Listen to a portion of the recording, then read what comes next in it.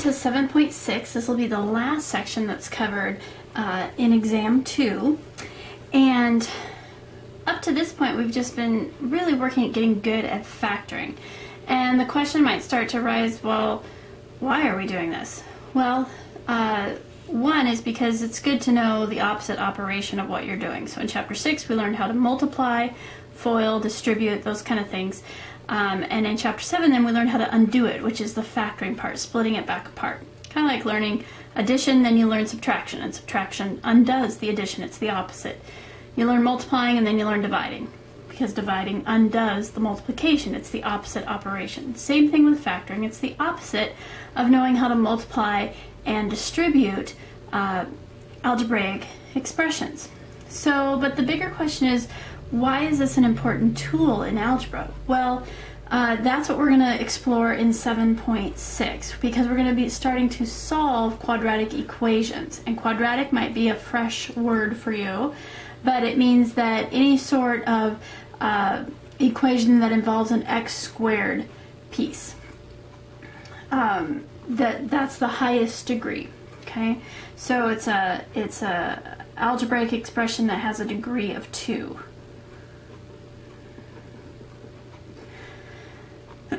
And the way we're going to start solving quadratic equations is by factoring. So far in Chapter 7, all we've dealt with are expressions, meaning there's no equal sign. So something like x squared plus 3x minus 10, and we attempted to factor that. Now, what we're moving on to is we're going to involve equations. And that's where there is an equal sign.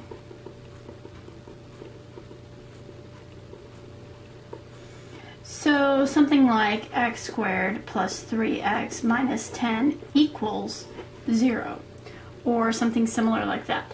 And the goal here now is we're going to be trying to find out the value, or the values, there might be more than one right answer here, of x. So let's review just a couple things here. Standard form for polynomial equation. Remember, we had a standard form of the standard form for factoring we looked at, and we're looking, polynomial can be anything, any sort of multi-term, but we're going to be focusing in on second degree expressions and equations here. And so we looked at ax squared plus bx plus c as our standard form of a second degree algebraic expression, a trinomial. However, now we're going to look at a polynomial equation. It's the same thing, only it's going to be equal to 0. Now this is really critical that you catch this. Standard form has all the pieces on one side, the x squared piece, the x piece, and the constant, and it's equal to 0. Very critical to get that really solid for yourself before you start solving these, because one of the steps is to get it to standard form, which means everything goes on one side and it's equal to 0.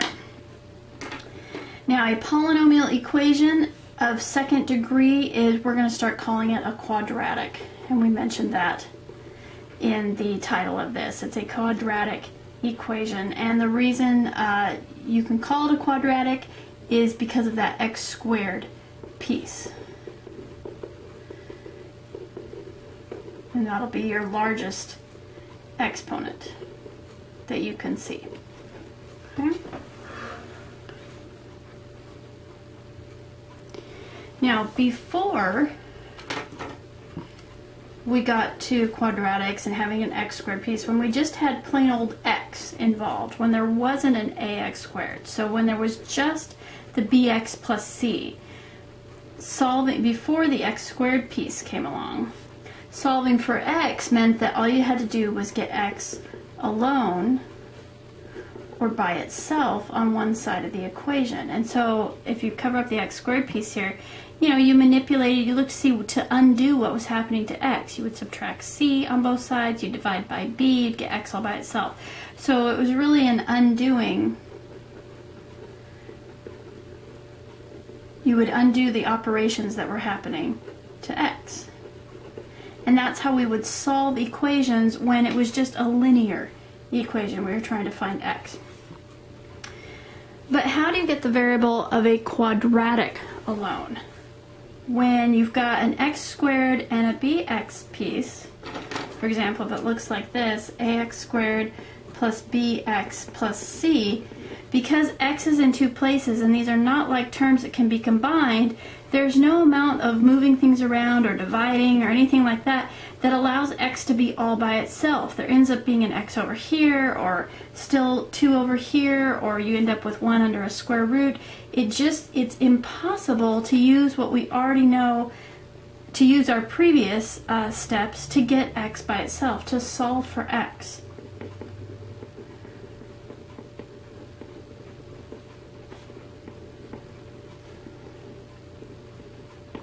So it's impossible to use our earlier methods for linear equations. And I know I'm off the screen here, so I will adjust the camera. Pardon me as you get a little bit of shakiness here.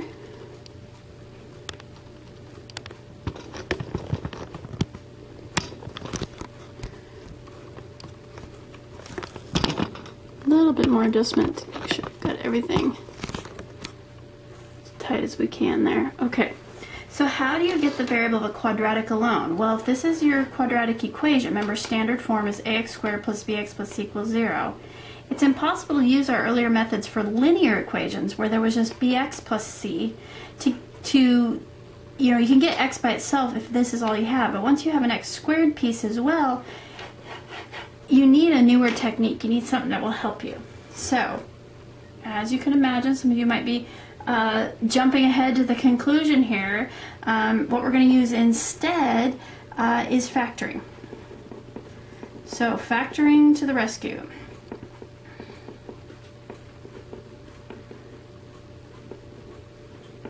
Okay, based on this idea right here, this thing called the zero product principle. Some of you might have learned this called the zero product property. Same idea, this idea of zero product. Okay, so let's back up to numbers, because the only thing that you learn in algebra is based on the patterns that we've noticed with numbers. There's nothing new we've created here. We've just replaced numbers with an unknown, a letter. So if it works in algebra, it works with numbers. So let's go back to some numbers here.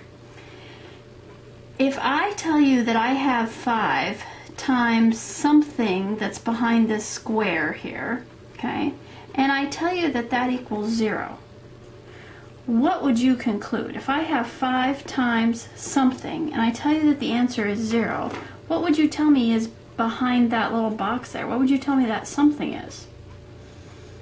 And hopefully you're following along here enough to be able to say, yep, that would be 0. It would have to be 0, because that's the only thing that you could multiply times 5 and get an answer of 0. At the same time, what if I had 2 unknown items, whether they're 2 squares and I did something times something equals 0, or I did 2 triangles and I said that they were times itself equals 0, or I had 2 little squiggly lines, or I had 2 things in parentheses. Okay, well, let's talk through those here. So what if I had something times something, and they don't even have to match. Like, let's make this next example a triangle times a square. Maybe that'll be more, help make it really super clear. But what if I told you something times something equals 0? What would you tell me? Well, either the first thing had to be 0, or the second thing had to be 0, or both are equal to 0. Okay, we don't know, we just know that if you multiply 2 things together and get 0, at least one of them has to be 0 behind the screen there. Okay, same thing, if we know they're different, then we know at least one has to be 0. We don't know which one yet, but maybe the triangle's 0 and the square is something else, or the triangle's something else and the square is 0. Okay? Now if you start to replace these shapes with just, say, a squiggly line, a bigger space, and I tell you that you multiply those 2 bigger things and you get 0, again, at least one of those things has to be equal to 0. Well, what if I jump to yet another type of symbol here? What if I said parentheses times parentheses equals 0? In other words, we're multiplying, okay? But we've got something in here. It doesn't matter what the something is. We know that either the first something equals 0, or the second something equals 0, or both equals 0, okay? And that's what we mean by using factoring in the zero product property, because when we factor, when we take ax squared plus bx plus c and we're able to factor it, so factored form would come out something like this, something in parentheses times something in parentheses. Then we turn around and say that that quadratic is equal to 0, and we want you to solve for x. What we're really saying is in factored form, something times something equals 0, because we just replace the quadratic with the factored form. And now you have this situation to involve the zero product principle. I now have something times something else equals 0. Either this first parenthesis, whatever's in the first parenthesis equals 0, or the second parenthesis equals 0, and possibly even both of them equal 0. Okay? So that's the idea behind the zero product principle. So when you solve a quadratic equation by factoring, it means that you start by putting the equation in standard form. That is critical. And that is ax squared plus bx plus c equals 0. Whatever the a, b, and c are, they're going to be different numbers every time you have an equation to solve. But you move everything to one side, set it equal to 0, and that's how you start. Because, which means setting it equal to 0. Let's finish that thought there. Okay? Because then you can take what's on the left, factor it, and apply the zero product principle. Because once you factor it, you've got something times something equal to 0. That's why that setting it equal to 0 is critical. Because if I have something, let's make a note of this. Because if I have something times something and it equals 10, well, yeah, there's probably some answers here, but I don't have a clue. I'm not convinced that it's not 1 and 10, or 10 and 1, or 2 and 5, or 5 and 2, or 4 and 2 1/2, or 3 and 3 1/3. I mean, there's an endless number of possibilities that could be behind these hidden screens to multiply together to get 10. There's an infinite number of answers even. So it doesn't help us at all to have something equal to a number. What helps us is to have it equal to 0, so that when we factor it, we can say with certainty, well, at least one of those has to equal 0. And we know how to solve, because what those end up being, these end up being linear equations that we can solve.